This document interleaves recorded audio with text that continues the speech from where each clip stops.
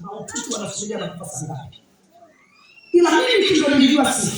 Peke yangu nilijua siku. Nilikuwa na uhakika. Kwa nini? Niliongea na Bwana.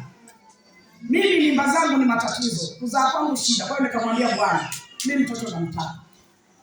Sasa ukiona kwamba sitakufa nikibeba mimba niruhusu. Na nakupa mwezi mmoja tu. Kwa hiyo niliporuhusu nikajua sitafanya nini? Sitakufa. Baada ya miezi minne sasa ndio siku ya Alhamisi.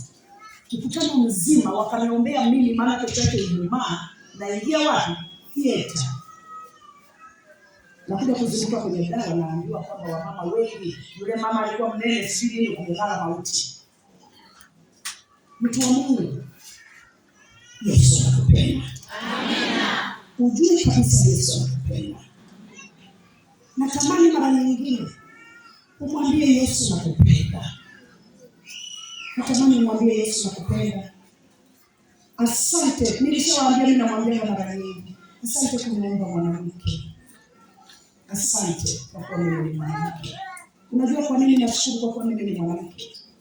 Mwanamke ana uwezo mkubwa sana wa kukokota watoto wake na mume wake kuwapeleka paradiso. Lakini ana uwezo mkubwa sana wa kukokota mumewe na watoto kuwapeleka motoni.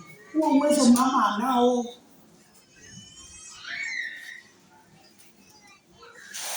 Tumejifunza vitu vingi katika hili mkutano.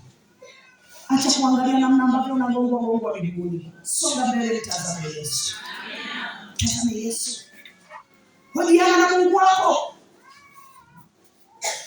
Mwambie kile kinachokusumbua. Mwambie Mungu, nipe amani. Nipatie amani.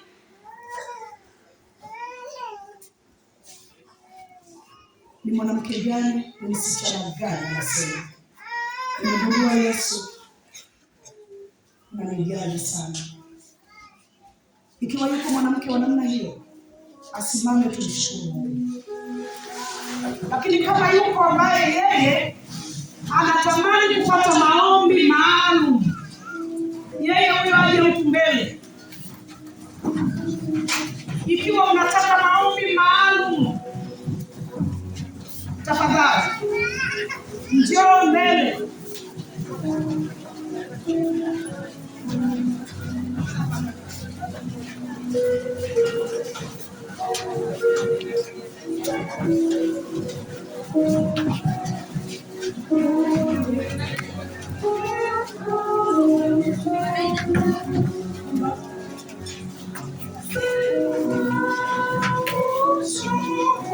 Yesu,